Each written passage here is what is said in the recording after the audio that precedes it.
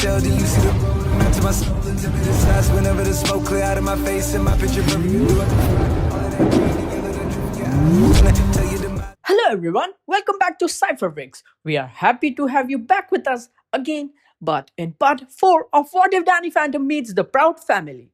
Make sure to check out the wonderful author Pokemon Fan 1991 on FANFICTIONnet. Also make sure to like, comment, share, subscribe and also press the bell icon so that you never miss a great update. Okay. Now let's continue with the story. There it was done. Danny and Black Cat had beaten the Nylock. Danny was tired, so very, very tired, but he couldn't rest. He had to find Penny. Maybe he'd be able to know that the trap had been sprung. Before he could leave, Black Cat fell onto one knee, breathing heavily. "Are you all right?" Danny asked, rushing over, concerned for the other superhero. Black Cat nodded. "Yeah, that move takes a lot out of me, though," he said as he was able to stand back up with Danny's help. "Thanks, Frostbite." Danny nodded. "People were in trouble. I couldn't stand by and do nothing," he answered.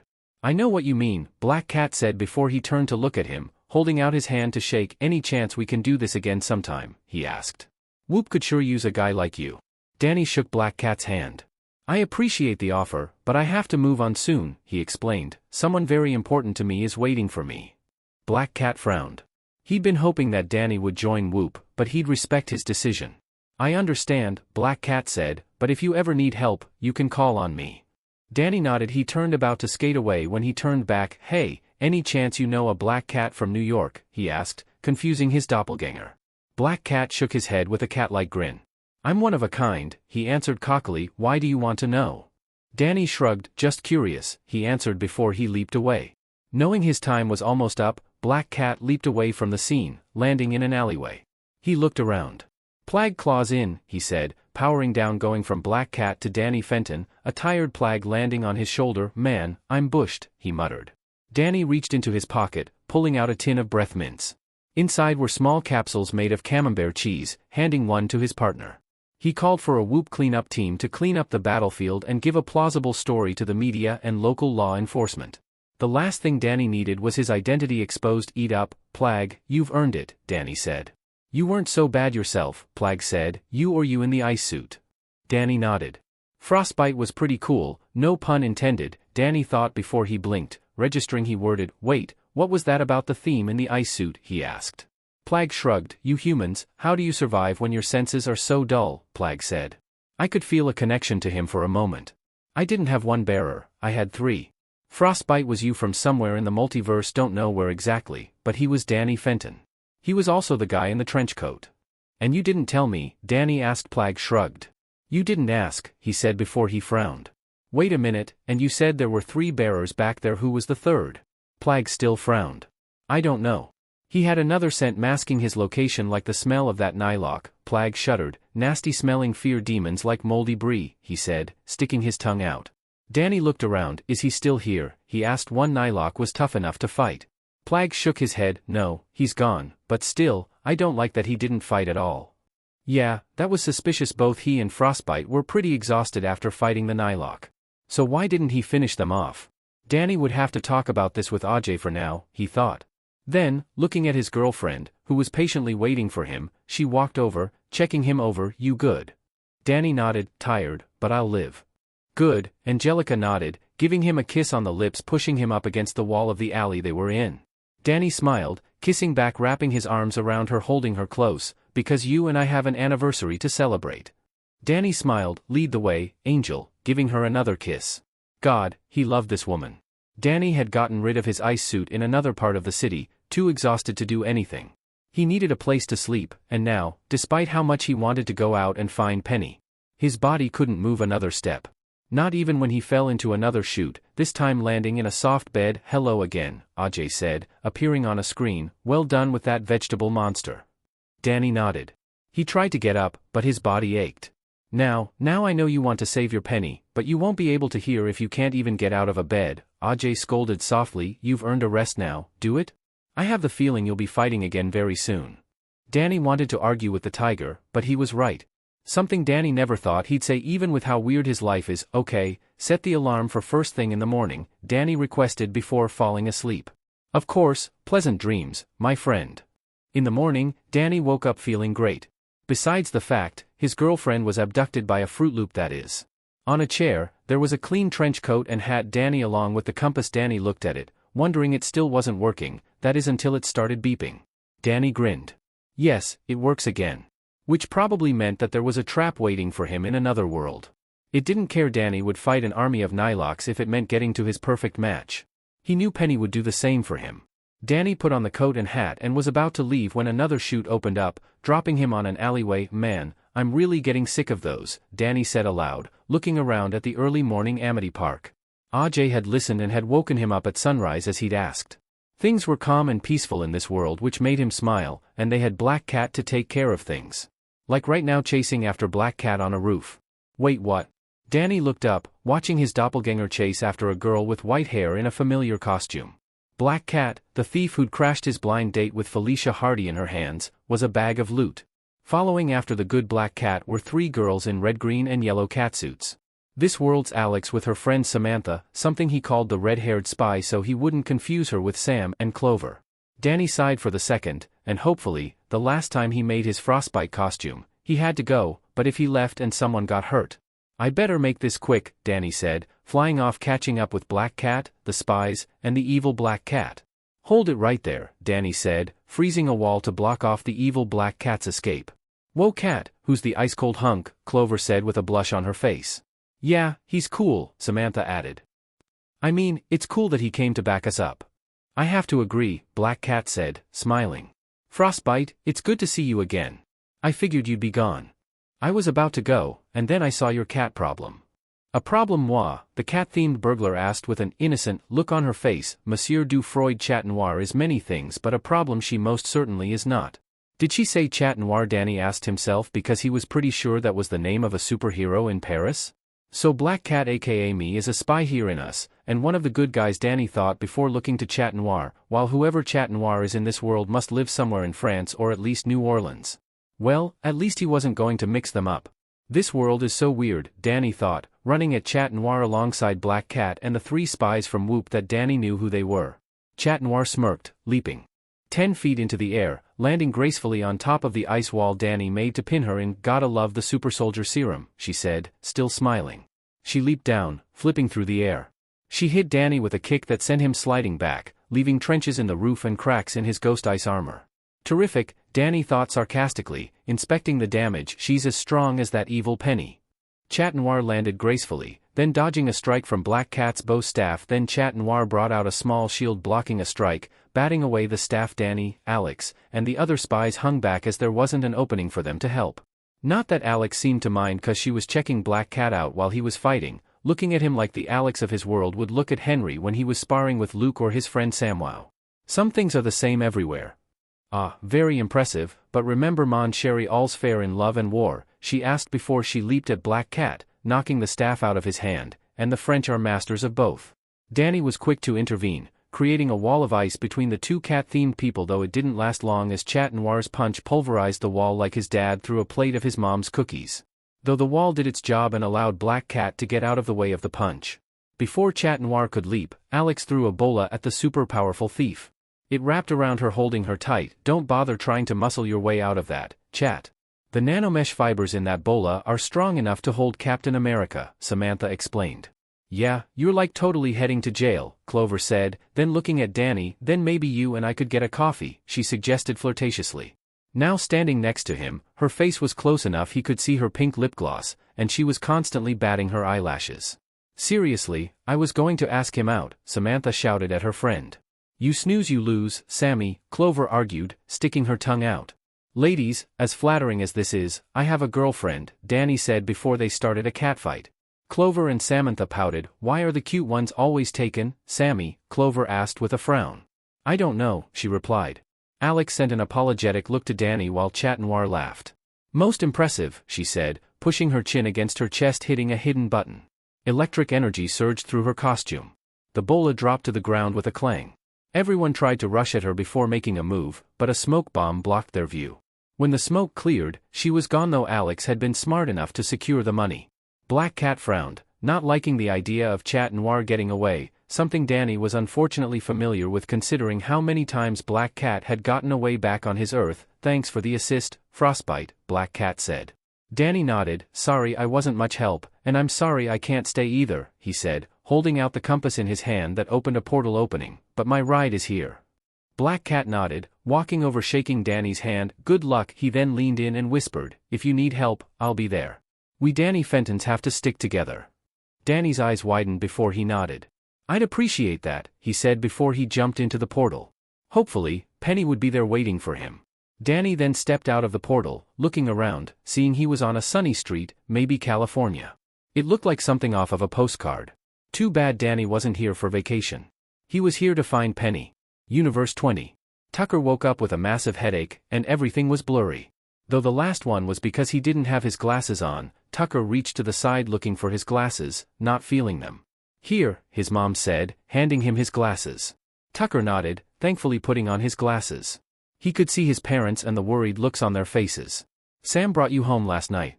She told us what happened, his dad said. You really worried us, son. Tucker nodded. I know I'm sorry, but Danny needed help. I couldn't just let him fight Vlad on his own. Tucker got out of bed, grabbing the watch that held his armor and the beret that was his disguised steel Spectre helmet, putting them on. Odds are nothing was going to happen today, but with Vlad making a move again, it was better to be safe than sorry. We know, and we're very proud of you for sticking up for your friend, his mom said, but we worry about you. I know the feeling. Tucker thought his parents didn't remember. Still, he, Sam, and Danny all remembered the summer when Freak Show had kidnapped their families except for some reason Sam's grandma to get them to retrieve the reality gems from where they were hidden. I should probably be worried about that Deadpool guy having them, but he at least doesn't want to take over the world. Tucker thought he'd been so worried that Freak Show might do something to his parents, so had Danny and Sam even if she wouldn't admit to anyone. Now Vlad was back, and Tucker was worried that the Fruit Loop would go after his family to beat one of his sons for revenge. The guy was petty enough to try and kill Mr. Fenton for a lab accident. I promise I'll be careful, Tucker promised, hugging his parents. In Henry and Luke's apartment, Henry punched his punching bag hard. He should have known something like this would happen. He should have known Vlad would try and do something. He should have known he wouldn't give up on having his perfect son, and look what his persistence had gotten him. A giant, a dark Power Ranger, an archer who could turn into a big cat, a dark copy of Chat Noir, an ectonorite, and worst of all, a speedster. You know, ordinarily, I love watching you work out, Henry heard his girlfriend Alex says. Henry turned around to see her standing in casual clothes on a to-go tray with 2 coffees in her hands, but not when you're beating yourself up. How did you get in? Henry asked. Alex pulled a key out of her pocket. It doesn't take a spy to know you keep your spare key under the mat, she said, putting the coffees down. She walked over and gave Henry a hug, one he happily returned. You know, no one blames you for what Vlad did last night. How do you dash? Henry was about to ask when he figured out exactly how his girlfriend learned about what happened last night. Jazz called you, didn't she? Alex nodded. Me, Gwen and Mina are on boyfriend cheer-up duty, or in Mina's case, make sure Luke goes to bed after staying up all night figuring out Vlad's plan duty. Henry nodded. I should have known that Vlad would do something. I was his second in command. He sat down with his back against the wall. Alex sighed. Sit her down beside him, babe, you were under mind control. He made you act as he would, she reminded. I wouldn't exactly call that being second in command. But that was it. He should have known what Vlad would do because there were days when it felt like Henry could still hear his voice in the back of his head telling him that Danny would never trust him, his friends would turn on him, that no one would ever love him unless he forced them to.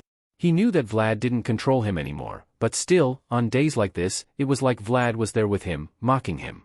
Alex didn't say anything. Instead, she just put her arm around his shoulder and sat as close as she could to him without actually being in his lap. Everything's going to be okay, she whispered against his shoulder. How do you know that? Henry asked. I just know, she told him. They sat like that for the rest of the morning. Are you sure Arjit hasn't found anything? Gwen asked Kevin. Maybe he's holding something for a price. Kevin shook his head. Arjit may be a crook, but he knows better than to keep something like this from me, Kevin said with a bit of anger in his voice, crossing his arms and scowling. Don't bite my head off, Kevin.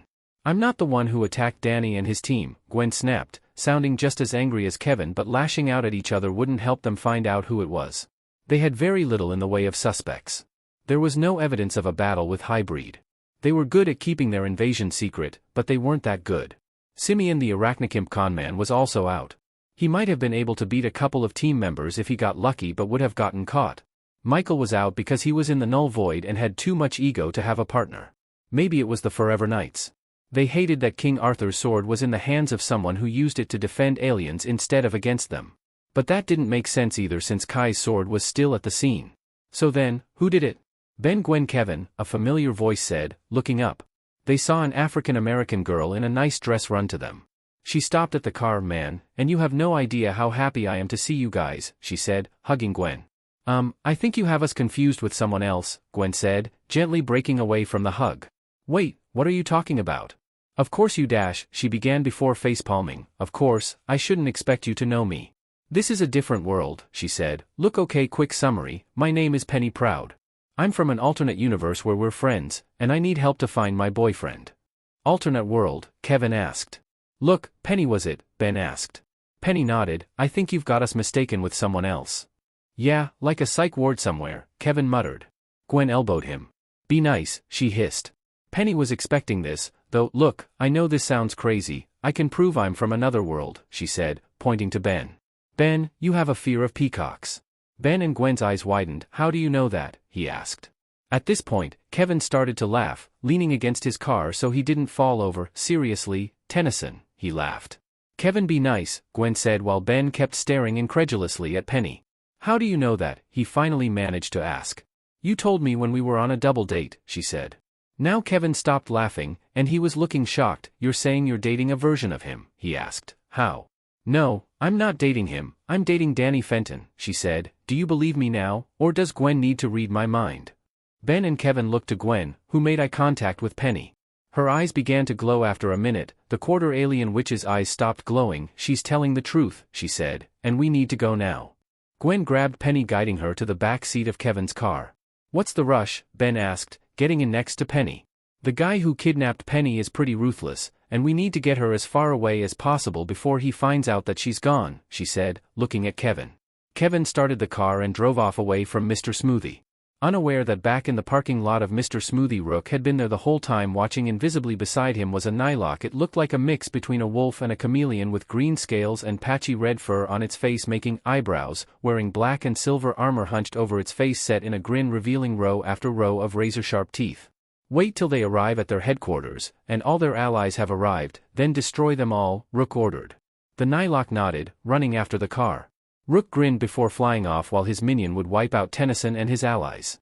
After that, he would pay a visit to his donor and ensure he'd never interfere in his plans for this world. I hope you saw the sunrise, Danny, Rook thought, flying through the air, because it will be your last. Earth 321. An arrow flew through the air, pinning a security guard by his sleeve to the wall behind him. The archer who took the shot walked over to a display case containing a chunk of pure ectoranium the size of an arrowhead.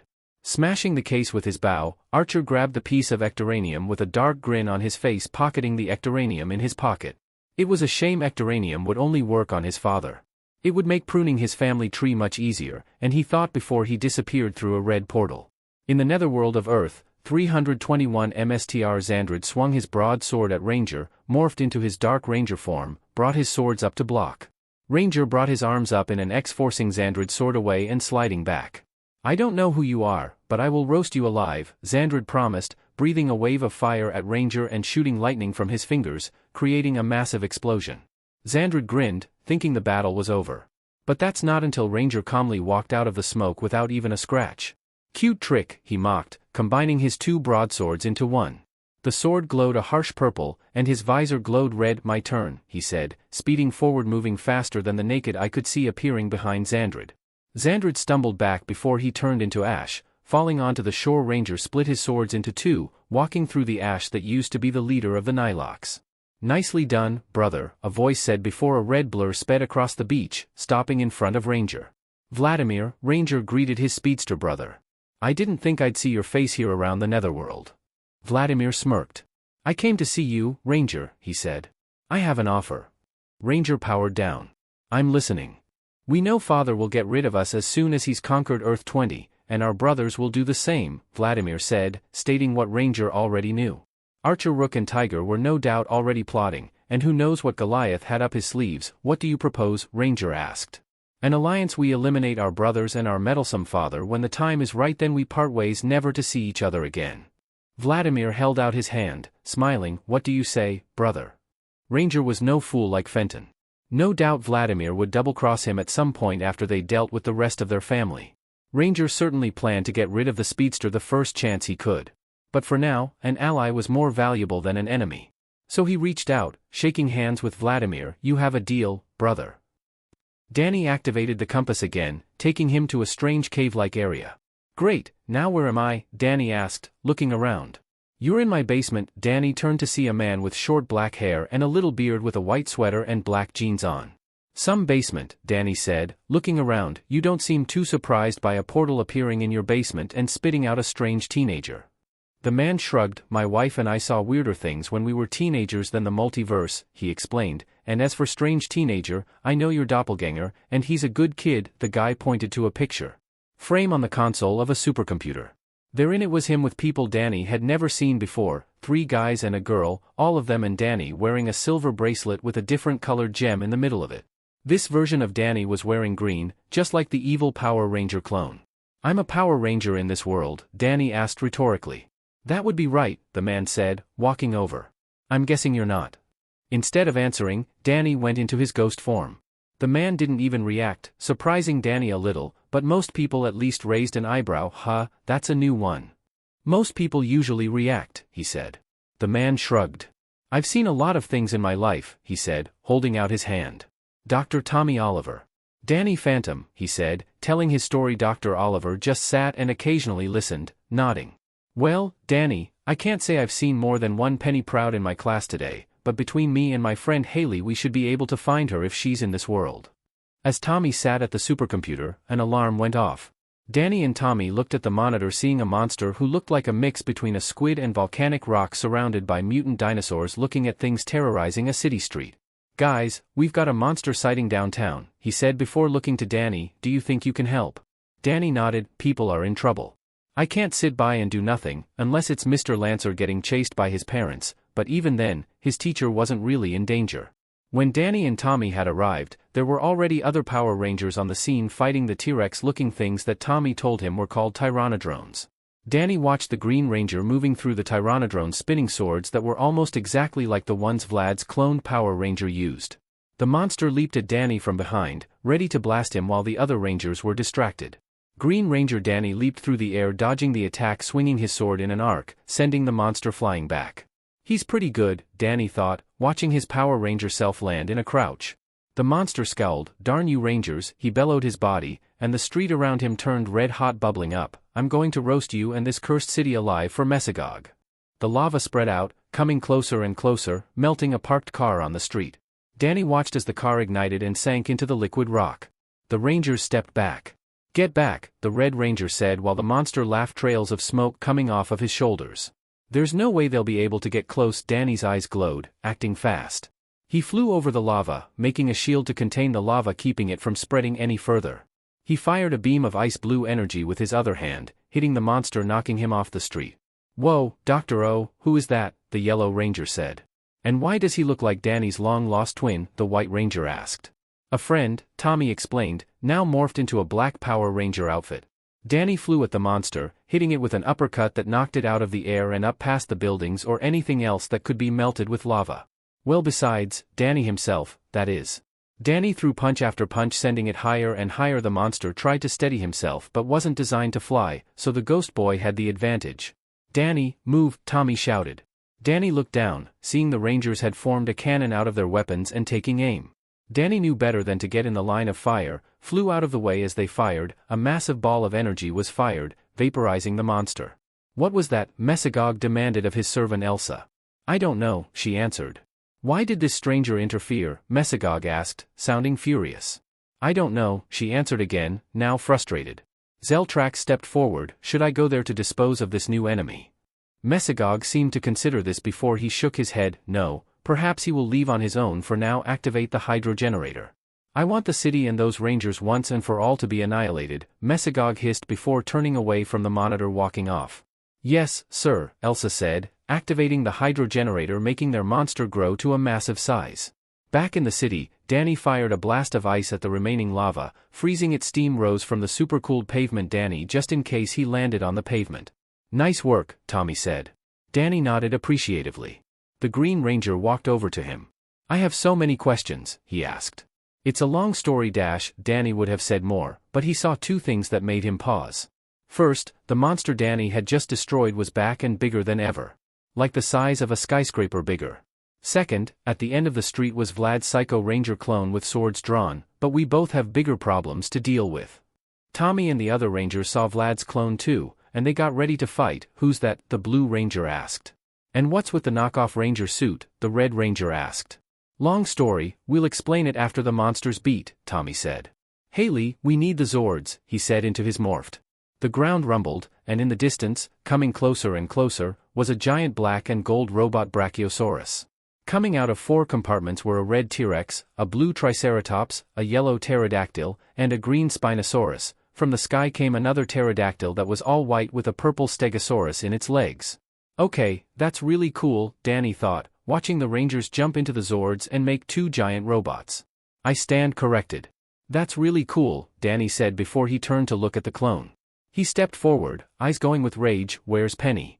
She's in good hands for now, the Psycho Ranger said, spinning his swords around, clanging the blades together. Can't say the same for you. Danny barely reacted in time, bending to dodge a swing from the Ranger clone's sword. He saw his reflection in dark metal, and a strand of his hair was cut. Danny flew back, dodging the second sword. Danny flipped back, landing in a kneeled position, firing a ghost ray from his eyes. The Ranger clone parried the blast with his sword sheathing one, and he pulled out a small blaster. Fire, he said coldly and pulled the trigger, hitting Danny square in the chest, sending him flying back, landing on his back. The Ranger leaped at him, and swords aimed down. Danny rolled out of the way.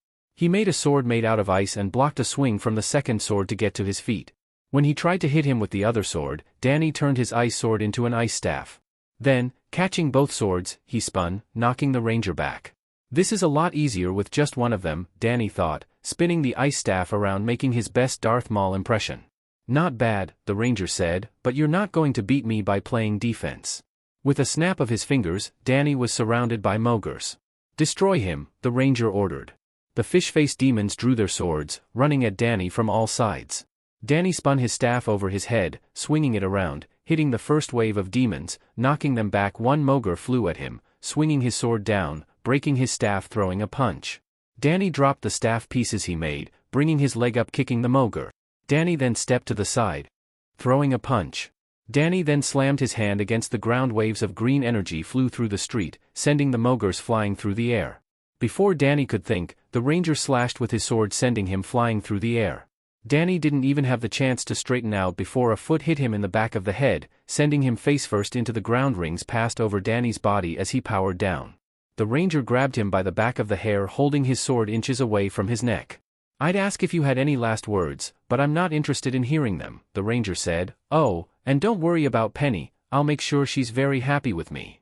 Before the Ranger could finish him off, Danny turned intangible, phasing out of his grip, going ghost. He threw a punch at his smug face. You won't be going anywhere near my girlfriend, Danny said coldly. The Ranger stood to put his swords together. Not for long, the Ranger said, putting his glowing sword at his side. People don't have a relationship when they're a pile of ash. Danny wasn't just going to stand around waiting to get hit. He closed his eyes as the Ranger rushed forward, disappearing. Danny unleashed his most destructive power, yet the ghostly wail. Trapped in the path of his power, he was forced back. The Ranger tried to use his sword to anchor himself to the ground, but it ended up flying out of his hands before he was sent flying back, skipping across the street like a rock over a lake. Danny stopped using the wail, letting out a heavy breath. Danny watched as the Ranger got back up. The only damage was a crack on his visor. He held out his hand. His sword floated up, flying right into his hand. Gripping it tight, the sword glowed purple again. Pretty impressive trick, the Ranger commented sarcastically, though I doubt you can do it again. Danny hated to agree with one of Vlad's clones, but he was right. He couldn't do the wail again. Danny couldn't see it, but he could tell that the Ranger was smirking underneath his mask. When I destroy you, everyone will know and fear the name Ranger, he said. Despite the serious situation, Danny couldn't help but laugh hearing the name of the pint-sized Fruit Loop who wanted to waste him and steal his girlfriend. You seriously named yourself Ranger? He asked, laughing. What was the name? Means green? Taken. Ranger gripped his sword tighter and was about to charge at him when a barrage of blasts hit him. The blue and white Power Ranger landed before him while the Red Ranger ran at Ranger, swinging his sword. Ranger turned to block and missed the kick from the Red Ranger, sending the evil clone sliding back. Tommy disarmed Ranger with the swing of his staff. He then followed it up with a punch-kick combo. Ranger leaped up, sending a high kick towards Tommy's helmeted head. The Black Ranger brought his arms up to block, pushing the foot back. Then flying down from above came the Yellow Ranger and the Green Ranger holding onto her ankles like a human hang glider. The Yellow Ranger swiped her arms, slashing at Ranger with knives while Green Ranger Danny combined his swords like Danny had seen Ranger do the sword green as he brought it up and swung. Spinosaurus slash, he called down, swinging down his sword sending a crescent of green energy crashing into Ranger behind the evil Power Ranger. There was a massive explosion as Green Ranger Danny rested his sword against his shoulders. Ranger pushed himself up onto his shoulders. He looked straight at Danny. "We'll meet again, Fenton, and when we do, my swords will be the last thing you ever see," he swore melodramatically, pointing his sword at Danny. Danny and all the Rangers fired blasts at Ranger as he vanished in a red portal. Danny was furious. He let the best lead he's had to find Penny getaway to do. "Who knows what hurt, who knows who." "Man, that was something," the Red Ranger said. "Reminds me of when we had to fight Trent." "Way I remember it, I won near every time," the White Ranger said. "Let's head back to base," Tommy said to the other Rangers. "So let me get this straight," Ethan the Blue Ranger asked. "You're from an alternate universe where Danny's parents are ghost hunters, and after a lab accident, you got ghost powers, became a superhero, and you're here looking for your girlfriend who was kidnapped by an evil clone of you." "No, he's an evil clone of me, remember," the Danny of this world said, shuddering. "What is my life that I fight monsters made by an evil dinosaur man, and now there's an evil clone of me?" he asked looking up at the sky. Danny couldn't help but laugh at his reaction. "I guess you don't usually deal with superhero stuff like this." "No, not really, Kyra," the Yellow Ranger answered. "The only things close to superheroes are Power Rangers." "Which no offense is enough for us to deal with," Connor said. "How come you're not reacting more to this, Dr. O?" Trent, the White Ranger, asked Dr. Oliver, who with a red-haired woman named Haley was looking for any sign of Penny in this world. "Because Trent, my wife Catherine, and I had our own experience with the multiverse back when we were first Power Rangers," he explained, looking to Haley. "Did you find anything?" he asked. Haley shook her head. "I'm sorry, but no, there's nothing. The only sign of more than one Penny Proud anywhere in the world but here." Danny frowned, disappointed at hearing that. "This again," Danny muttered, annoyed with Vlad stalling for time so he could do who knows what with the multiverse. "Hey," Kyra said, walking over patting him on the shoulder. "Don't worry, Haley's one of the smartest people on Earth. If anyone can find your girlfriend, she can." Danny nodded appreciatively to Kyra. He didn't know what to do to find Penny, but he did know one thing. He wasn't going to give up. And he wasn't going to stop until he found Penny and got her home. No matter what. Then an idea came to Danny, and he pulled out the Chronosapien compass. "I use this to travel the multiverse. Maybe if you could scan it or whatever you do. Maybe we could find my Penny." Danny would try anything to find his girlfriend. Haley put wires on the compass, and it was able to scan then show the mass of the multiverse on the computer screen. "That's a lot of worlds," Kira said, surprised. The computer was able to lock on to Earth 7 Penny signature. "It seems that the Penny of your world is on Earth 74 in Bellwood," Haley explained. "That where Ben lives," Danny said. "However, there seems to be interference that won't allow you to teleport there. My guess you have to go to one more Earth before you can get to Earth 74, Danny," Haley told him the bad news. "Oh, come on." Danny felt angry that he couldn't save his girlfriend now. "Don't worry, Danny. You will find her somehow," the Power Ranger Danny said. "Thanks, Danny," his ghost counterpart said. "I think you can still get to your version of Penny. It seems that the blockage from one Earth to the next only lasts an hour or so," Haley explained to the ghost teen. Danny sighed, knowing that Penny would get hurt or something worse if he waited any longer. The Green Ranger put his hand on his counterpart. "If Penny is anything like my Penny, then she would get away from any clone. Penny is spunky, smart, and can take care of herself." Danny smiled at his Power Ranger counterpart. He knew that he was right and had to hope that Penny could hang on for an hour or so. "Hold on, Penny, I'm coming as soon as I can." So Danny thought as. Haley gave him back his compass. "Good luck other me," the Green Ranger said to his ghost counterpart. "And may the power protect you." Danny nodded and stepped into the portal to bring him to New York City. "So this is World 321? I wonder what the other me is like here." Danny wondered before dodging an arrow. "Oh great, now what?" Mesogog lair. Mesogog saw the Green Ranger copy and wondered who he was before a red portal opened up, and the Green Ranger appeared in front of him and minions. Elsa and Zeltrax went into a defensive stand when the intruder appeared. However, Mesogog zaps the two with lighting with his head. Who are you? Mesogog asked. Call me Ranger, and I have a proposition for you, Ranger said as this got Mesogog's attention. I'm listening. The dinosaur face villain looked at the evil Green Ranger. Danny was really getting tired of getting shot at. When he saw another arrow fly at him, he snatched it out of the air, turning intangible, the arrow passing through his body. Then he turned invisible, looking back at the arrow to investigate. He picked it up, running his finger along the edge. It's not sharp, Danny thought, writing off Vlad's archer clone as being the one who shot at him. That one wouldn't be using blunted arrows. Putting the arrow down, he turned, flying towards the direction, looking around for the shooter. I don't get it, Danny heard someone say quietly. He turned to the sound of the voice coming from a high-up fire escape. Danny flew towards the fire case, landing on it, looking around. Before Danny could react, someone grabbed him from behind, wrapping an arm around his neck with the other pinning his arms behind his back. Pretty impressive since he was still invisible. Out of the shadows came was a version of him wearing an orange NASA shirt with jeans and sneakers, a quiver of arrows on his hip, and a bow in his hands. Out of his peripheral vision, Danny caught the sight of red hair and a yellow shirt. April O'Neil, Danny said aloud, gasping a little bit. No surprise, the arm around his neck loosened, and Danny was able to concentrate, turning intangible and visible.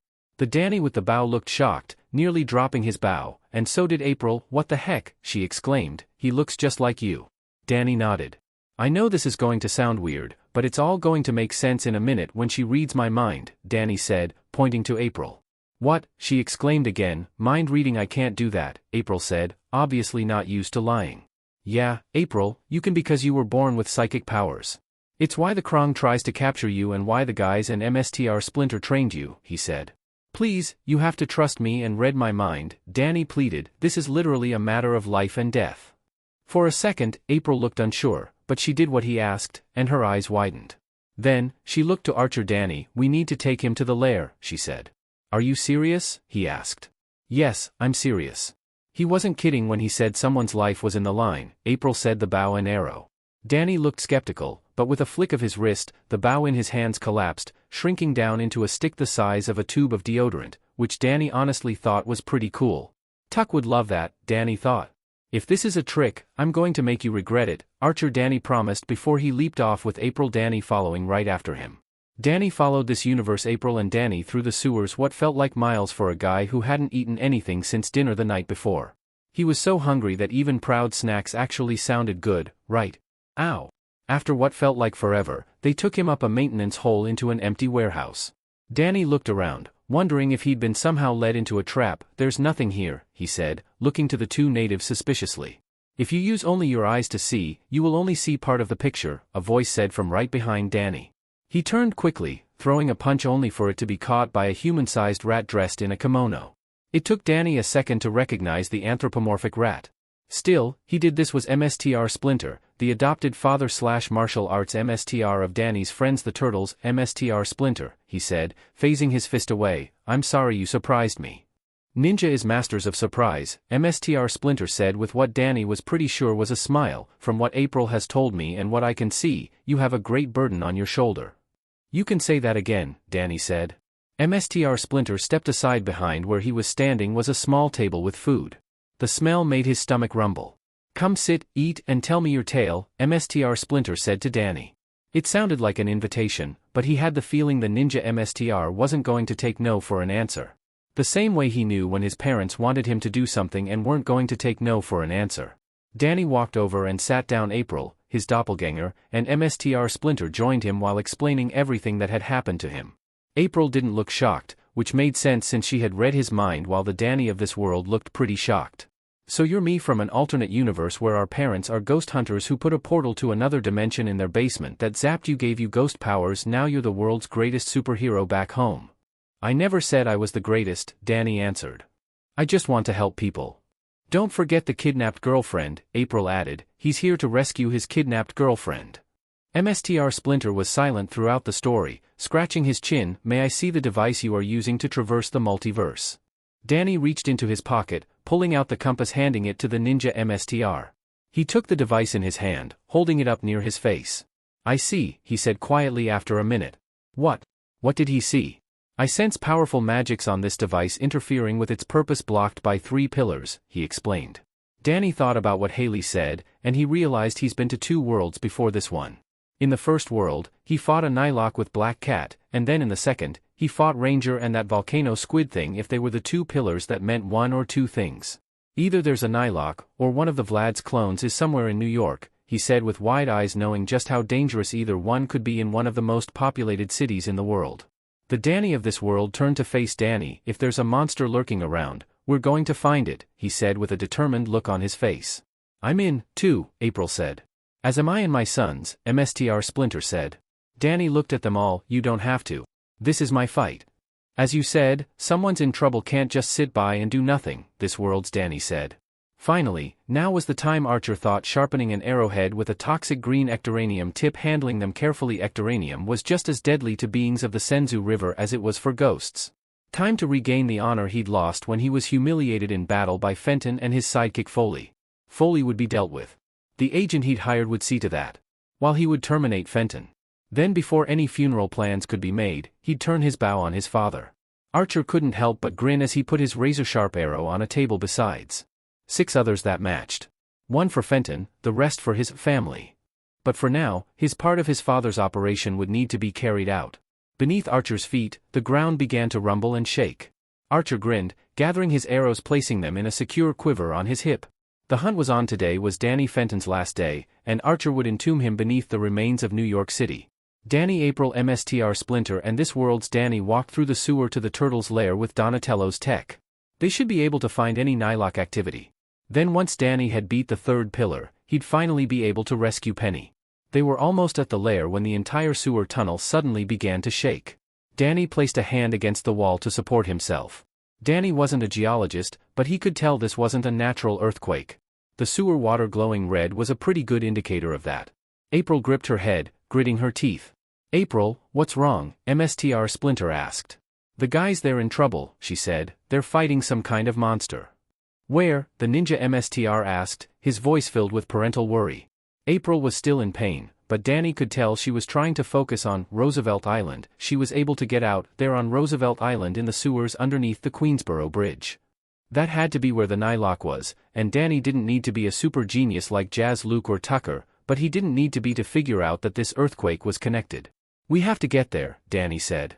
The turtles were his friends, and even though he didn't know this version of the pizza-loving ninjutsu practitioners, they were his friends, and they couldn't just stand by and do nothing. No, Danny, they are my sons. I will go to the bridge, Mstr Splinter ordered. I feel like your enemy will be waiting somewhere else. He looked to April. Take him to the lair, find his enemy. He rushed off, the Danny of this world, following after him. How are they going to get there? Danny asked as April pulled him toward the lair. They'll get there, she answered.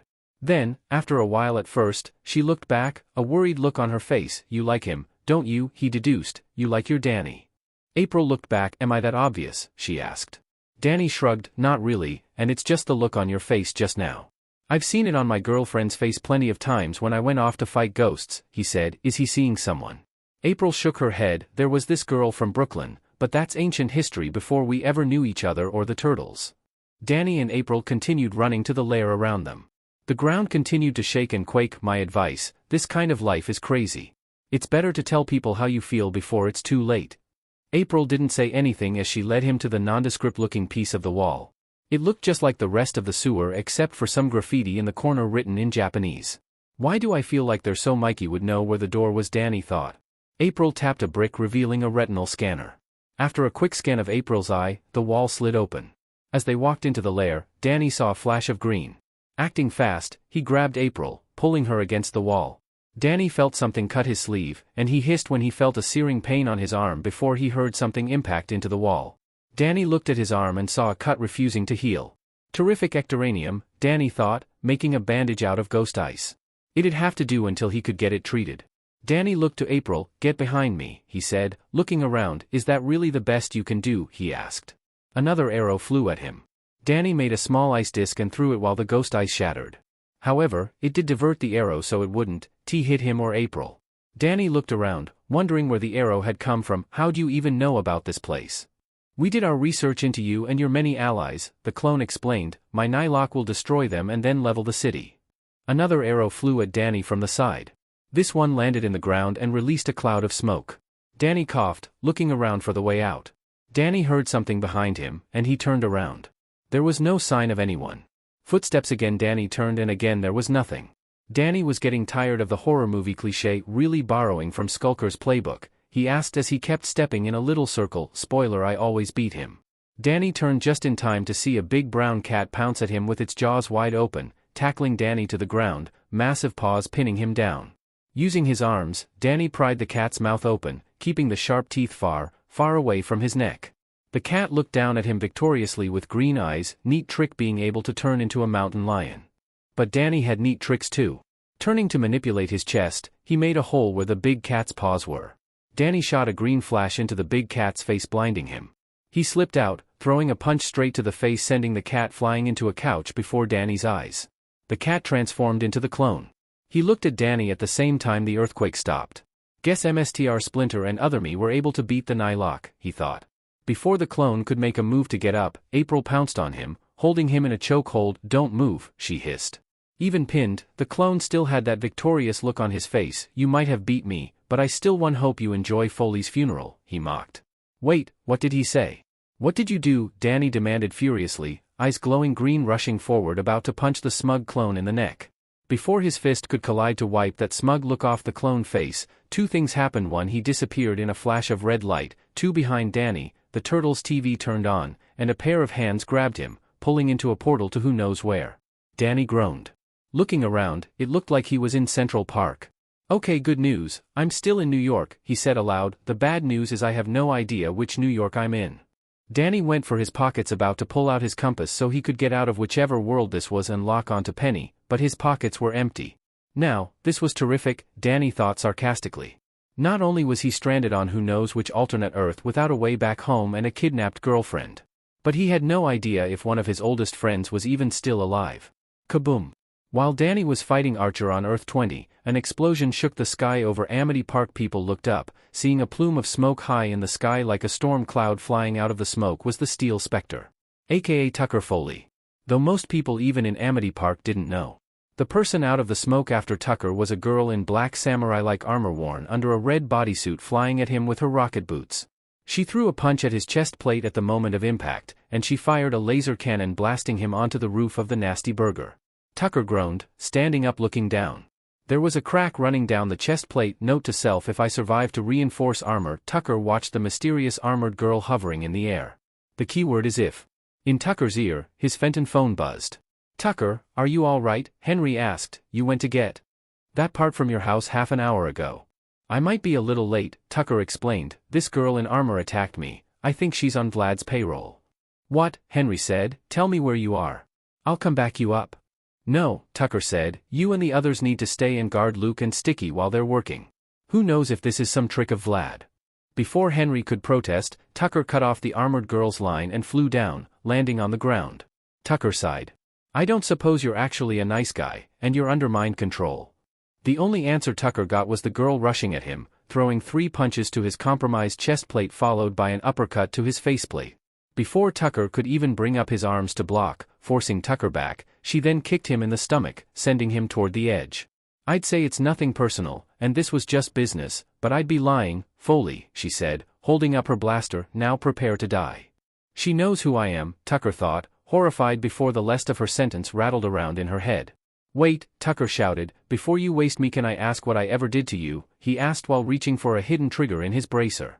Tucker could see whoever it rolled her eyes because of her faceplate before she scowled at him. "You stood me up," she answered, about to fire. As Tucker shot his arm up out of his bracer came a Jack-o'-9 tails that wrapped around her legs. Tucker pulled back, knocking her back, throwing off her shot.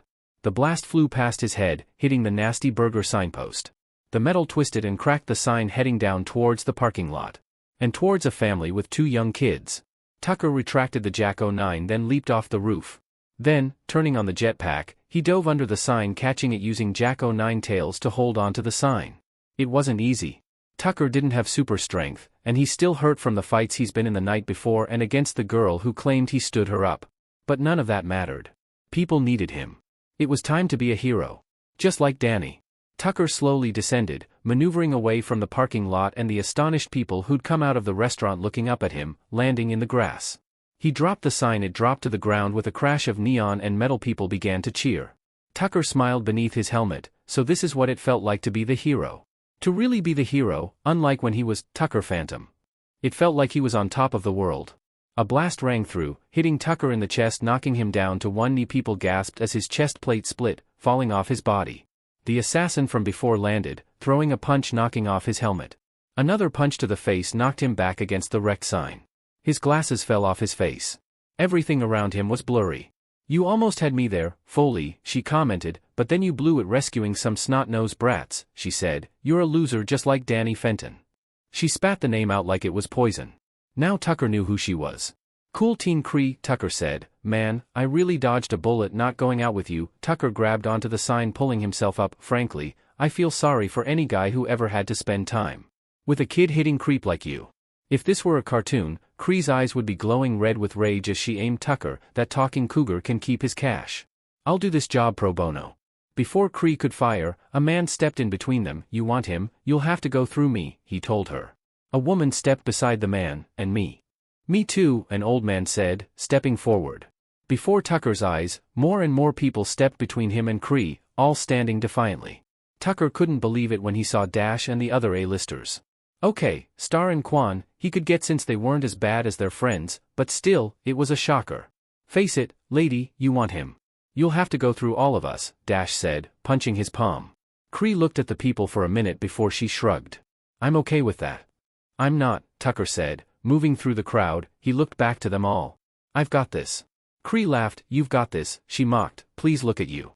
So you're a pathetic techno geek playing make-believe that you actually get to be the one in the spotlight for once in your miserable little life." Cree continued to laugh at him. "Oh man, I haven't had such a good laugh in a while," she said, about to blast him when she was surprised when Tucker ran at her, throwing a punch in the stomach.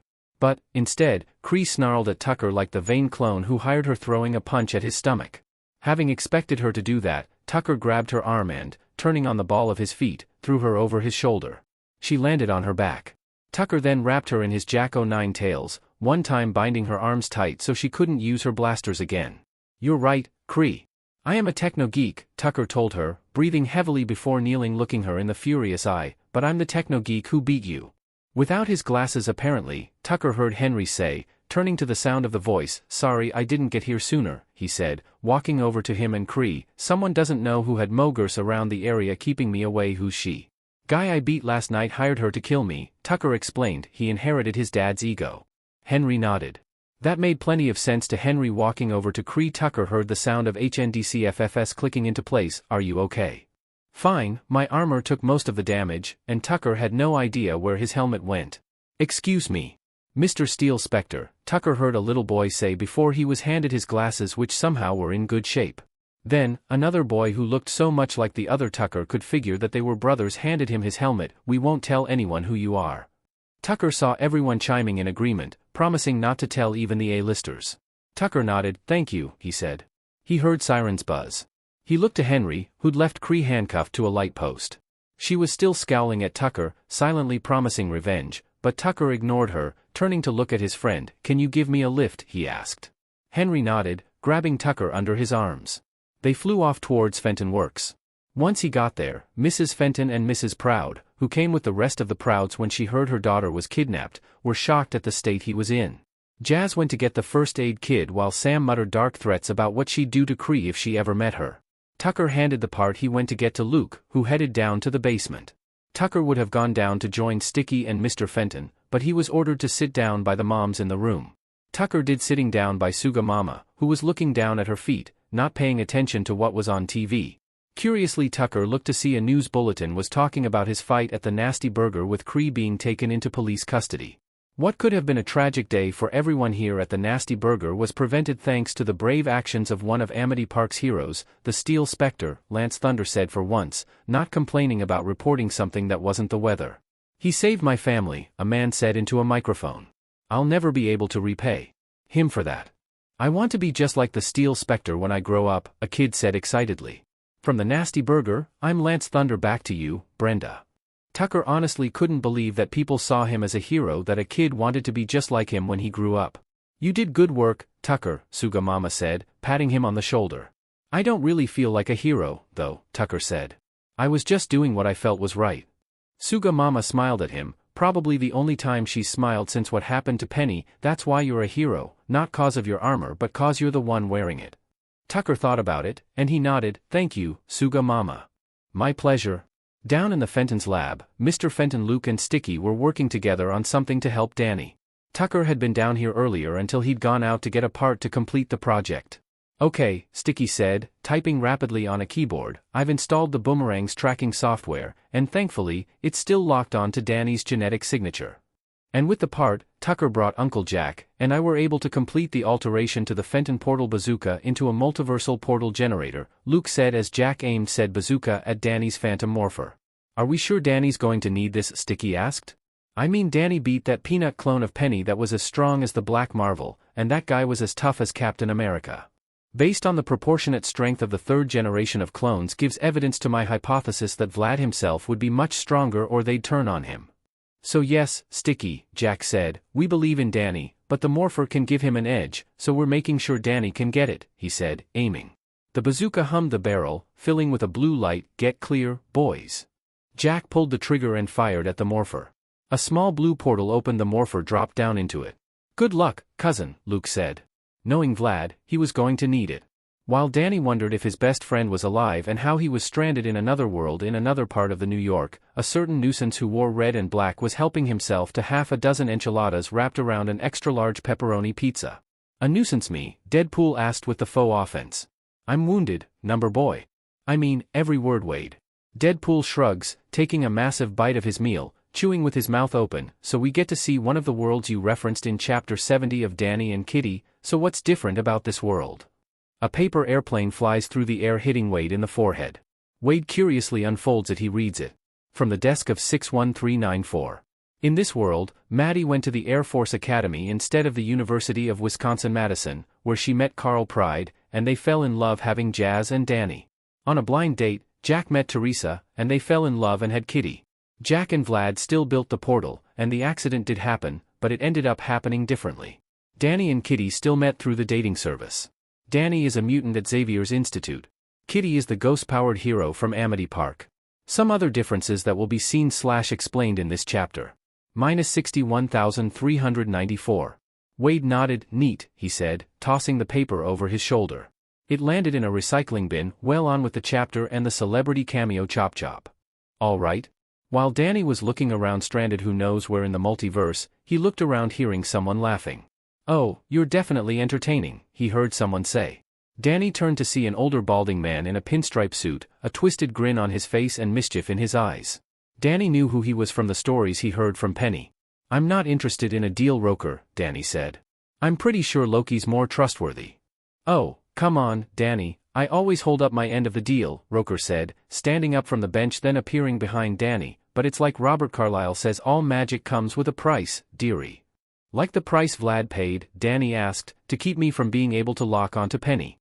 Al Roker laughed. Congratulations, you're not as clueless as some other versions of you, he complimented. It's true, I made a deal with Vlad when he came to me to provide magical interference to tracking Penny, he said, disappearing before Danny could punch him. Now he was standing by a tree. It was mutually beneficial. What did you get? Danny asked, angry. As you said, magic comes with a price. Roker laughed. That's true. See, after my last deal with Penny, my bosses, they limited my magic to as long as she and her descendants live on Earth 20, he explained. Now, like Robin Williams, I can't use my magic to get rid of her permanently, but hey, as long as she's not on Earth 20, I get my powers back. Danny flew at him, trying to punch Roker, but he disappeared. Again. You know, maybe you are clueless, Roker commented, sitting on an easy chair made out of clouds. Well, Danny, it was fun talking to you, but I've got people to see, deals to make, and you've got a date with a sentinel. Bye-bye now, he said before he disappeared. Danny was going to ask what he was talking about when Danny saw a robot from when he went on a blind date with Kitty. Mutant detected, the massive waste of metal said before shooting a laser out of its finger. Danny flew up, dodging the blast. Yeah, you might want to get your sensors checked. I'm not a mutant. Danny flew back, throwing discs of ecto-energy that exploded when they met with the Sentinel's body. The Sentinel shrugged off his blasts, swinging his arm like Danny was a sly buzzing around. Too bad for the Sentinel. Danny was a lot smarter than a fly turning intangible. Danny flew into the Sentinel's head. The massive machine got a lot shorter when Danny made an iceberg in its neck that popped the robot's head off like the cork off a bottle of champagne. Danny phased out of the sentinel, dusting off his hands. Roker only sent one of these things after me. I feel kind of insulted. I know what you mean, Kitty agreed.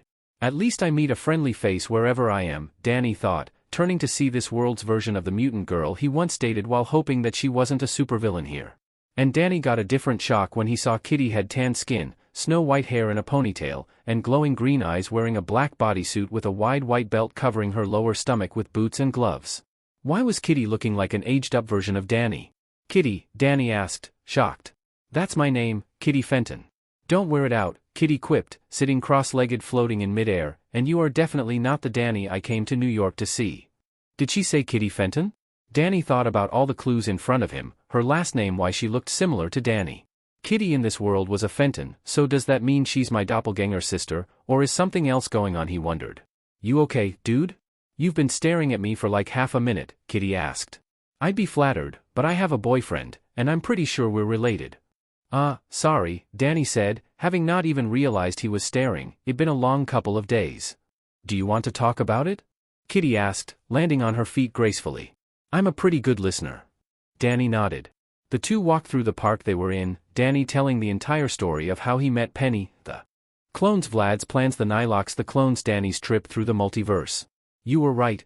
It was a long story, Kitty said once Danny was done. It's kinda hard to imagine there's a world where Uncle Vlad acts like the Fruit Loop. Kitty stuck her tongue out when she said, Fruit Loop, and her fist clenched tight. Who's your Plasmius? Danny asked, figuring that the multiverse anything was possible. Even a version of the Fruit Loop who wasn't a megalomaniac. Harriet Harry Chin, the bane of my existence, blames my dad for getting ghost powers, hates my mom for being a better reporter than she ever was, and wants to either waste me or to be her ghostly Darth Vader and take over the world together, Kitty said with a scowl that reminded him of Jazz. Wow, and in my world, she's just a JRK who bad-mouths my dad, Danny said. Wait, she's a scientist too. No, she was reporting on the prototype ghost portal for the school paper, she answered. She was going to write about the biggest freaks on campus, then the portal blew up in her face. Danny wondered if it had anything to do with Diet Cola but decided not to ask. But my Fruit Loop isn't the problem. It's yours. Again, she could say that Danny was so tired of dealing with Vlad, but everything seemed hopeless. It's not like the solution to all of his problems was just going to drop out of the sky. As if to prove him wrong, Danny heard the sound of a portal opening, dropping something on his head on the same spot that kept getting hit by the boomerang. Danny picked up the thing, seeing it was the phantom morpher his parents had shown him. Attached to it was a note. Danny, Luke believes this will give you the boost you need to beat Vlad. Danny, read, I know whether or not you use this or not you'll find a way to beat Vlad and get your happily ever after with Penny, aka my future daughter-in-law, not just cause you're a superhero, but because you're my son and I know when you put your heart towards it, there's nothing you can't do. Love, Dad. P.S. Sorry if this hits you in the head. We're using Boomerang's targeting system to track you through the multiverse, and I never did figure out that bug in the system. Kitty read the note. Well, Dad's the same in every reality, though he says my future son-in-law. Danny smiles, clipping the morpher on his wrist and pocketing the note. He feels a little bit more hopeful. Jack Fenton, he's a lousy shot in ghost fighting and golf, but he can give really good advice. Too bad his dad didn't have a magical way to deal with a genie conman. Wait a minute, Danny looked to Kitty. Hey Kitty, and you wouldn't happen to know someone with the magical power to beat a Faustian weatherman? Kitty thought about it for a minute and grinned. As a matter of fact, I do, she answered before she transformed, up for a little flight. I think it's time you met my boyfriend and the X-Men. Danny nodded. That sounded good. The two flying off, so out of curiosity, who is your boyfriend? He asked his, technically, sister from an alternate reality. Or were they cousins? Yeah, I'm not thinking about it, Danny thought, deciding it was too complicated. Well, you know him pretty well as you and Penny. We met on a blind date, went to a club, danced to some music, fought a sentinel, and we kissed. Wow, that sounded exactly like Danny's date with Kitty. Oh, now he got it. If Kitty was the Phantom in this world, then that meant. Let me guess, his name is Danny Pride, he asked rhetorically. Yep, Kitty answered.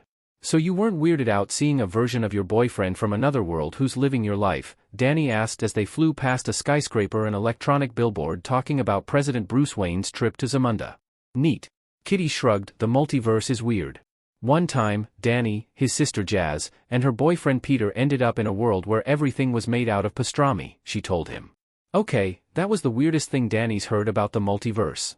He decided that nothing would top that as they flew towards a big mansion with ivy growing on the walls. By the door, he could see a sign. Xavier's Institute for the Gifted. You guys have a witch living here? Danny asked as they landed on a gravel walkway, one strong enough to beat a genie. She doesn't call herself a witch, but yeah, she's definitely the scariest thing here, even scarier than Logan when he's in a bad mood, Kitty answered as they knocked on the door.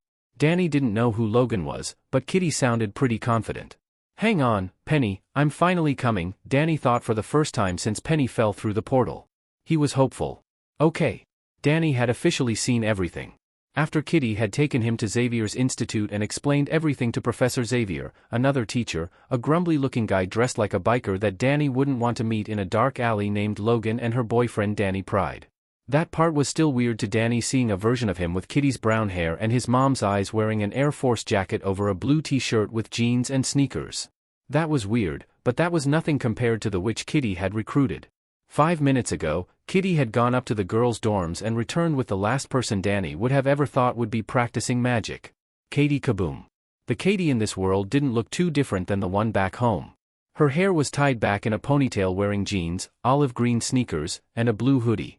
Now Danny was standing on the mansion's back lawn, standing next to his mutant doppelganger and a halfa Kitty Pride as the doppelganger of his most terrifying blind date. Katie Kaboom was making circles with buckets of sand, muttering the same words in Chinese over and over again. Umo gue gue faid zao, umo gue gue faid zao, umo gue gue faid zao. So this is how we'll catch a genie, weatherman? Danny asked skeptically, with sand and a sentence in Chinese. Danny Pride shrugged. You don't deal with magic a lot, do you?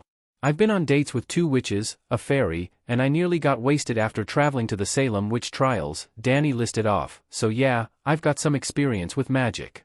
Not as much as I do, Katie said, walking over to the 2 Dannys and Kitty. Moving past them, she pulled a blowfish out of a gym bag and an incense stick. Lighting the stick, she used it to light the sand on fire. This Roker guy is playing with fire, and frankly so are we. How so, Katie? Professor Xavier asked curiously. Magic, Katie explained, all magic comes from the same place. Legerdemain. What's different is methods used to draw the power so the caster can perform the magic. Danny understood Katie's metaphor. It was like someone knowing one language over another. What happens if someone knows more than one way to use magic? Katie shook her head. Magic isn't like learning French or Spanish. Learning more than one method of magic is extremely difficult, and if you do it wrong, bad things can happen, very bad things. How bad are we talking? Danny asked, unsure that he wanted to know. Bad like Atlantis sinking bad, Katie answered. By Professor Xavier, Danny heard Logan growl. This is why I hate magic, he muttered. Honestly, Logan, I feel that way a few dozen times a day, Katie said, holding her blowfish over the fire. Then, finally, the fish and the fire began to glow green. So did Katie's eyes, like when she was about to transform. Danny flinched.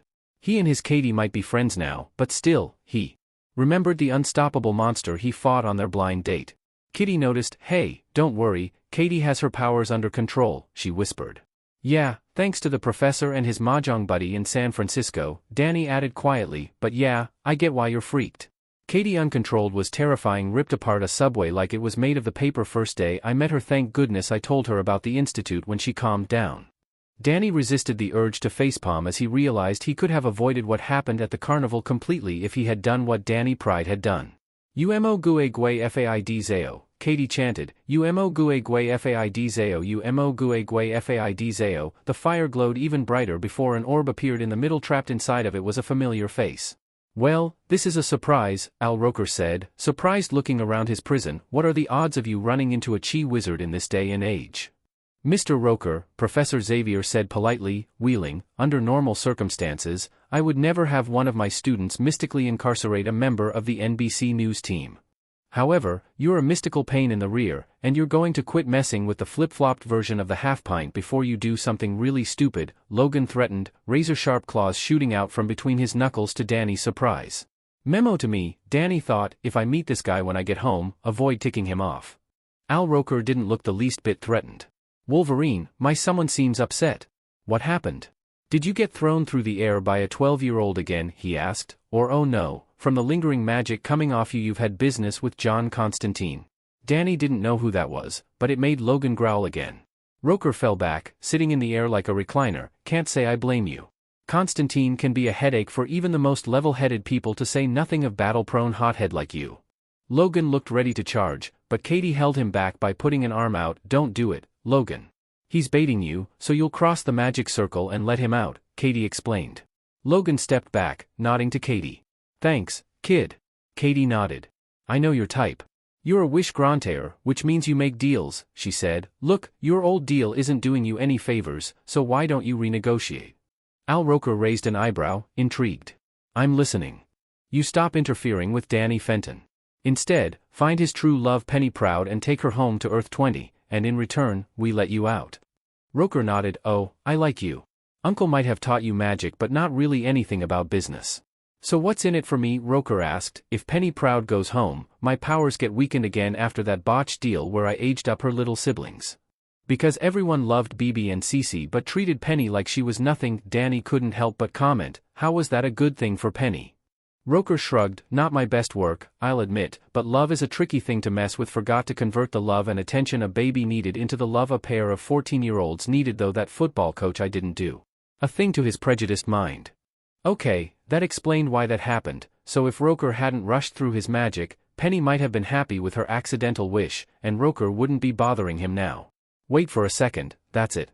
Danny suddenly had an idea. You know, Al, Danny said, if you think about it, there's a way we can both win.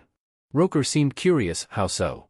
Your powers are weakened because you didn't make Penny happy with the BB and Cece wish, but wouldn't Penny reuniting with her true love make her happy? Danny asked, and if you helped, then I bet your bosses would notice and let you have your full powers again.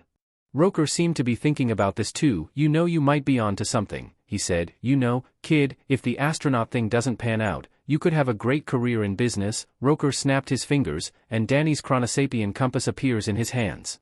They're completely free of magical interference. I even detained Dark Deadpool and transferred my contingency for Vlad to you. What contingency? Now, before you ask, I don't trust Vlad any more than you do, so when I made a deal with him and his sons, I added a contingency clause. If they tried to betray me, their powers would be gone. So you have to beat them, and they'll be ordinary regular humans easily arrested and imprisoned somewhere for the rest of their lives. Wait, so if Danny beat Vlad, that meant he'd never have to worry about Vlad hurting his friends or his family. Now this has been fun, but it's almost time for the 5 o'clock news, so by now, Roker said, disappearing Katie's magic ritual disappearing. How did he do that? Kitty asked. He was very powerful.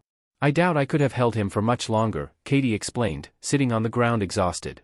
I feel like I just did a level 10 training session in the danger room. Logan helped Katie to her feet. You did good work, kid. Indeed, Katie, you were able to hold Mr. Roker long enough for Danny to make a favorable deal, the professor added. Well done. Danny nodded gratefully. They're right, Katie. Thank you so much, I owe you big time for this. The compass in his hand glowed and beeped before it opened a portal. Penny Proud detected, the compass said. Danny looked at the portal. Here goes nothing, he said. Danny looked back to everyone on the lawn. Thank you, he said as sincerely as possible. I won't ever be able to pay you guys back for this. Kitty shrugged. Hey, we Fentons have to stick together, she told him. You don't owe me anything. Nor any of us, the professor added. Yeah, so what are you waiting for, Danny? Go save your girl, Danny Pride said. Logan nodded, a smile on his face for the first time since he met the guy. A small one but still a smile. Danny nodded, looking back at the portal he leaped through. This was all too easy. Rook grinned. The lips of the doctor he was possessing brushed against the surgical mask he wore as he looked down at the unconscious body of Earth 74's Danny Fenton lying unconscious in the hospital bed. The only sign of life came from the heart monitor beeping repeatedly. Rook's genetic donor and now the thorn. The consciousness of an ectoneurite existed even in the smallest strand of their DNA ever since Rook had arrived here on Earth 74. Rook had heard whispers in the back of his mind, whispers telling him how wrong his actions were. To let Penny go and fight back against his father, to do what's right. What foolish morals to live by.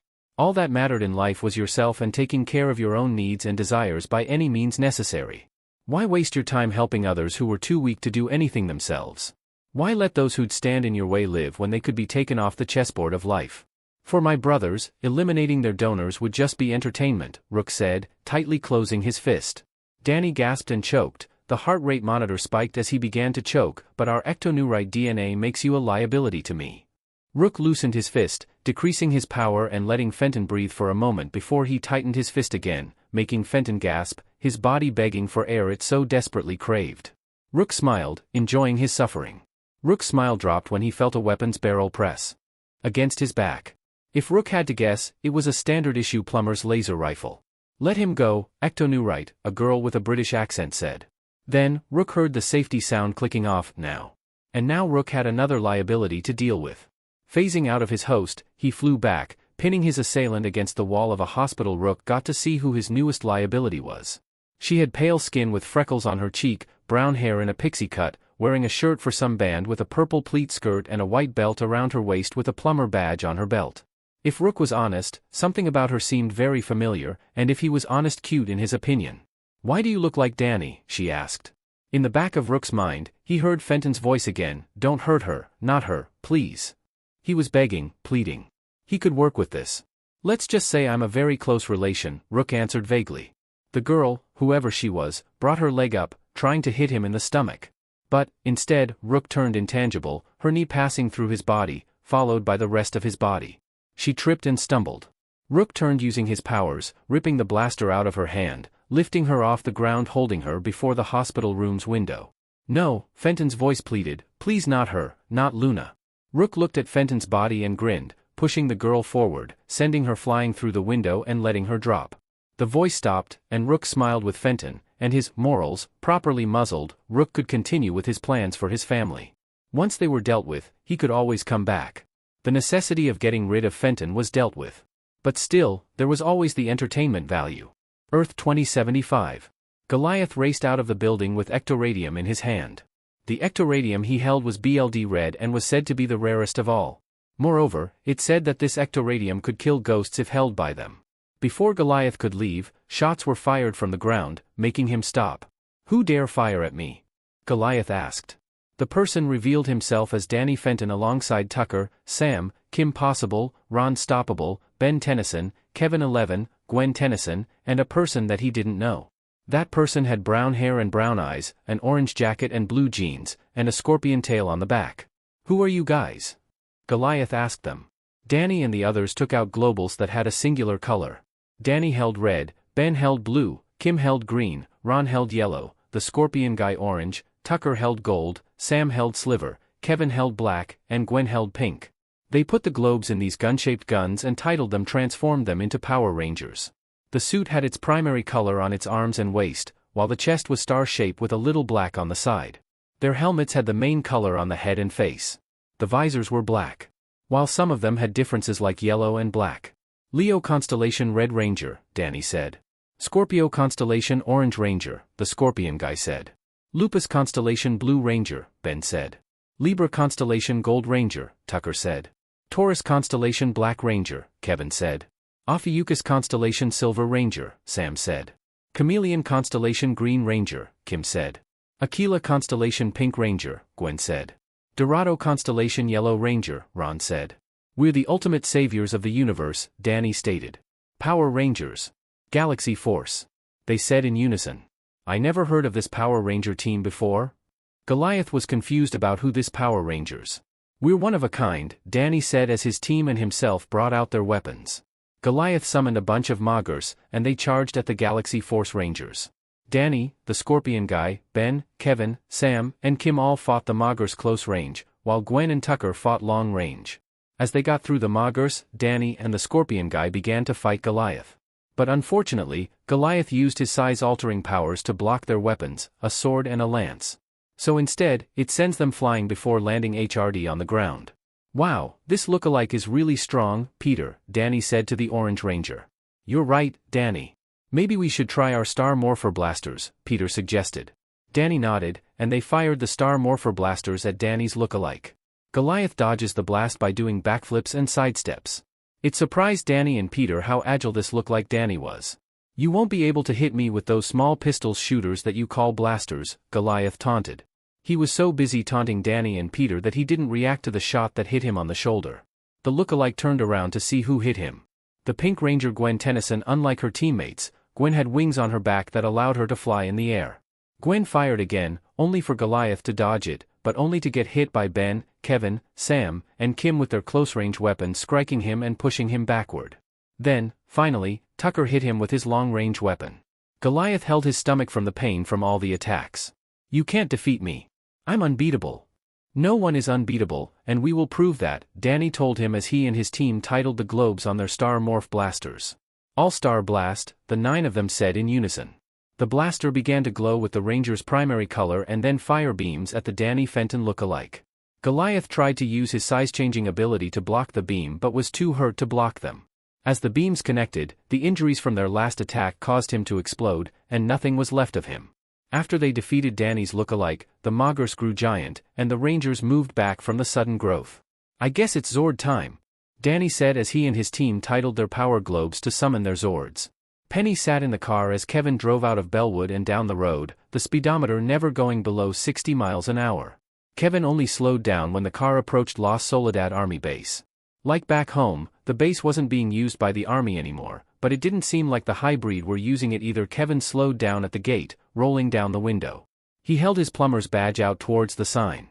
A high-tech scanner came out scanning the badge. Then, there was a beep, and a hidden ramp opened up. Kevin drove down the ramp. Once they were down in what looked like a hangar, 2 other cars were the only vehicles in the room. The ramp closed behind them. "Looks like everyone's here," Ben said. "Let's not keep them waiting," Gwen commented. Everyone got out of the car and walked towards a door. "This isn't anything like back on my Earth," Penny admitted. They walked into a meeting room with a long table, a computer behind it, and a mini fridge in the corner. "What's the 9/11 about, Ben?" a girl asked. She had pale skin and brown hair in a pixie cut. She wore a band shirt with a purple plaid skirt and a white belt with a plumber's badge on her hip. She sat back in her chair, her boots on the table. "I'm kinda dealing with a situation." "Let me guess, Luna, an ectoneurite who looks a lot like Danny," Gwen asked the girl. Luna raised an eyebrow, shocked. "Yeah," she answered, sitting up straight, "he killed one of my clones. So I had to guard Danny and the others." "Clone?" Penny asked, wondering what this girl meant. Even if she was kind of tired of clones. Luna's grandma was one of Echo species, Ben explained. "Sonorosian Ben," Luna corrected. She glowed green, and suddenly 2 other Lunas were sitting on either side of her, good for multitasking, like keeping an eye on your hospitalized buddies when they're in different parts of the building, Luna explained, looking down at the table. Ben, Gwen, and Kevin all looked upset as well. "Where are the others?" "Kim and Ron are with Tim," Luna answered, pointing to the left. "He's not taking things well."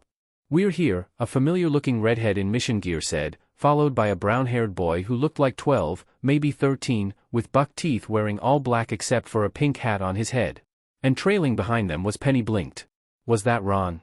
It looked like Ron, but something seemed different. He was a few inches taller. His hair had black streaks like tiger stripes, and his canine teeth seemed pointier. All 3 of the newcomers to the room looked at Penny with anger. "What's she doing here?" the kid said, his blue eyes suddenly glowing red. "What are you talking about?" Gwen asked. "Ben, Kevin, Gwen, don't let her escape." "Luna, get the null void projector," Kim said, slipping into a battle stance. "Look," Penny said, stepping back and getting closer to a confused Ben, "I don't know what you think I did or who you think I am, but this is all a big misunderstanding." Ben opened his mouth. Hopefully, he would say something to diffuse the tension in the room when Ron leaped clear across the room, pulling his arm back, ready to punch straight at Penny. Before Penny could try and dodge, Kevin had turned into concrete and snatched Ron out of the air, holding him back. "Cool it, Ron," Kevin told Ron. "Now, let me tell you something, Penny, proud kingpin of LA who makes deals with the high breed," Ron said. "The Ron don't know how you got in here, but the Ron man is going to open a can of but whooping on you so hard your grandkids won't be able to sit down." "Oh, terrific." Penny now understood why this version of Ron looked so different. "You're part Wrath," Penny said, having seen Ben's apoplexian form before and knowing how crazy aggro the species was. And how dumb they were. Compared to Wrath, BB and Cece were geniuses, and they were in preschool. "Let me tell you something, Penny, proud kingpin of LA, the Ron has no clue who Wrath is, but if this Wrath guy were here, then the Ron would whoop his butt just like he's going to whoop yours." "Ron, I mean, it cools down," Kevin said, throwing Ron back. "She's not the Penny proud you're thinking of." Kim and Tim looked skeptical. "Aha, and Kryptonians aren't all elitist snobs," Kim said sarcastically, pointing at Penny. "Guys, she's dangerous and cruel. Her right-hand sludge puppy Lacey Aniga Belaverdez nearly drowned us the last time we ran a mission in LA.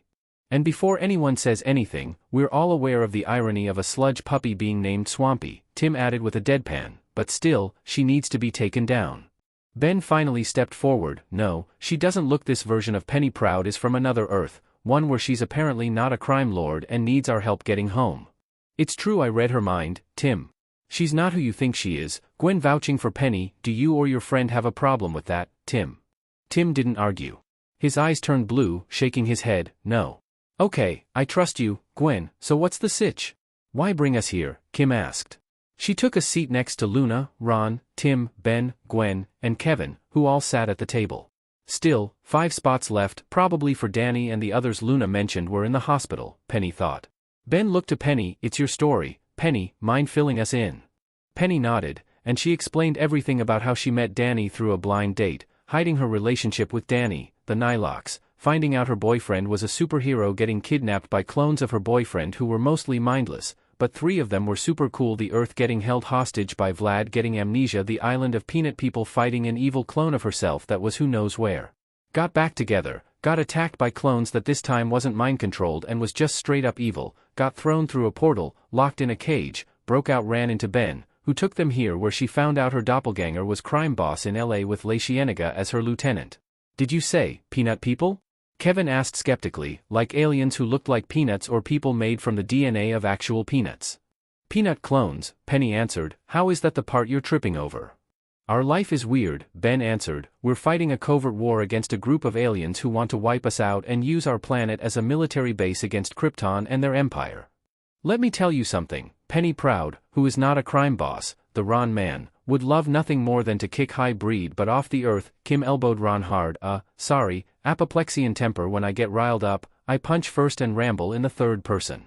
It's cool, dude, Penny said. Look, I didn't fight in this war on my Earth, but it sounds more serious here. Couldn't you call the plumbers or maybe get help from the Kryptonians? The expression about the enemy of my enemy being my friend was true. Krypton won't help us to them. We're a planet of primitive savages and disgusting half-breeds, Kevin said. They'd and their precious Emperor Kal-El would love if we were gone. Luna nodded. The plumbers won't help either without evidence that the high breed is here on Earth, she said. It's like against intergalactic law or something. The others nodded, all looking frustrated at how this war was going and how they had their problems, and now Vlad and Rook were messing with their Earth. Right now, Penny wanted nothing more than to punch Vlad in his nose. Well, that wasn't true. She'd love to see Danny, her Danny again.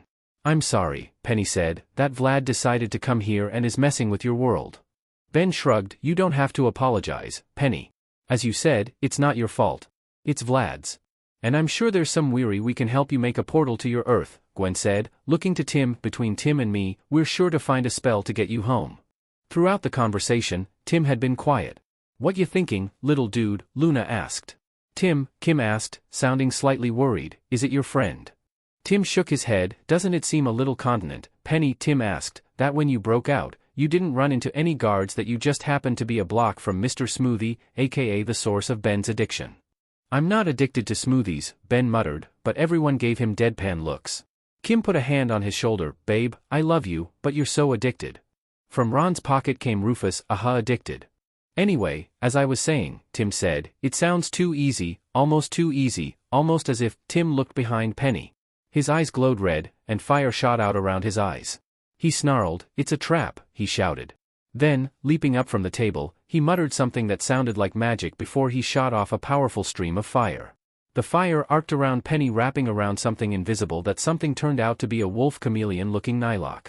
It took you long enough to deduce my prince's MSTR plan, the Nylock said. Oh, how the mighty have fallen. Tim growled, shut up, demon. The Nylock scoffed, I wasn't speaking to you, mortal host, I spoke to the one with the power. Red markings appeared on the Nylock's body as he broke free of the fire. Let's take this battle outside, shall we? The Nylock said. Then, a red portal opened, taking everyone through it. On the other side of the portal was La Soledad Army Base, but now it was filled with a massive army of Mogurs and Nylocks. Above their heads, red storm clouds completely covered the sky, black lightning arcing between them. The Nylock looked to Penny. Prince Rook has no more need of you, Penny Proud, the Nylock said, leaping at her. Now prepare to die. As the Nylock swooped down, a blue portal opened between them. Out of the portal came a very familiar hunk dressed in a black hazmat suit with snow-white hair and glowing green eyes, throwing a punch. Stay away from my girlfriend, you wordunce, Danny quipped, punching the Nylock in the snout, sending it flying. Danny, Penny exclaimed, happy to see him because she knew it was Danny, her Danny. She could feel it in her bones. Danny turned to look at her. Hey Penny, sorry it took so long. You wouldn't believe what I've been through. Tears fell from her eyes as she ran into Danny's arm. It's okay, Penny. I'm here now, Danny softly told her. Penny rushed forward, hugging her man. "Oh, Danny," she said, resting her head against the crook of his neck with her arms around his waist and his arms wrapped around her, holding her tight against his chest. "I was so worried something would happen to you." Danny laughed, and it was music to Penny's ears. "A lot did happen to me," he quipped, "but nothing that was going to keep me from getting back to you." Kevin rolled his eyes. "Oh, gee me, and it's like watching our Danny and Lenny," he muttered. Gwen elbowed him in the ribs. "I think it's sweet. And we all know that's how you are with Gwen, Mr. Tough Guy," Kim quipped before looking to the happily reunited couple. "Or how Ben is with me." Tim cleared his throat, getting Danny and Penny's attention. "Hi, sorry to interrupt the tender, heartfelt reunion, but there's an army of demons over there." Danny turned around, seeing the Mogurs and the Nylocks. "So this is the Fruit Loop's final move?" Danny asked. "Just a big army?" With all the effort Vlad had put Danny through making a deal with Roker, the Nylock attacks in multiple worlds, it didn't seem like Vlad for his big plan to be a massive army. No, something else was going on. Before Danny could wander there, a massive red hologram appeared over the army of an alien face with 4 eyes and no mouth or nose. "Pitiful lower life forms, I am Rian Rasig III, 7th son of the noble hybrid house of D. Rala, the direct descendant of the pure-blooded High Order of Razekt," the alien said. "For too long, you mongrels have disrupted the plans to purge the galaxy of the Kryptonian menace, and for that, you shall be eliminated." "Oh, joy," the usual evil monologue, Danny thought, annoyed, having heard this monologue time and time again from Walker Skulker, Prince Aragon, Spectra, Freakshow, even the Box Ghost, or the various bad guys whose butts Danny has kicked working together with other superheroes he met either through the dating service or afterward. The only part that was kind of different was the part about the Kryptonian menace, but that was probably because Danny's never fought Lex Luthor or something. "Is he at the part where we're supposed to surrender or die yet?" Danny asked Penny, having not really listened to the speech. "Just about," Penny answered, having gotten used to evil monologues from her time dating Danny. "However, know that we hybrids are not above showing mercy even to inferior species. I shall give you all this choice: surrender and face your end with honor, or my army will destroy you," the alien threatened. "You have one of this planet's minutes to decide." Oh, thank goodness the speech was over. Danny walked over to this world's version of Ben. "I'm pretty sure the compass said Earth 74, Danny thought. "Hey, I'm Danny. Thank you for taking care of my girlfriend for me." Ben nodded. He looked to this world's version of Kim, standing next to a wilder-looking version of Ron. "I guess some things can happen in more than one world," Danny thought. "From what Penny told us, if the situations were reversed, you would have done the same thing for my girlfriend," Ben said, shaking Danny's hand. "Still, I feel bad that you got pulled into the problems of my world," Danny said, looking at the Mogurs who were waiting for the time limit to be up.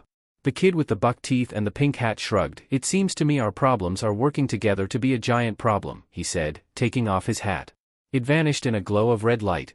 The brown-haired girl who might be his sister looked at him, worried. "You're seriously going to let him out, dude?" she asked, concerned, making Danny even more sure that they might be related. "We're outnumbered at least 100 to 1, Tim said seriously, his eyes glowing red. "If I don't let him out, then the Earth is doomed." Sparks came off of his shoes and his clothes as his eyes began to glow brightly. "Change," he said, his voice echoing. A ring of fire sparked to life around Tim's feet.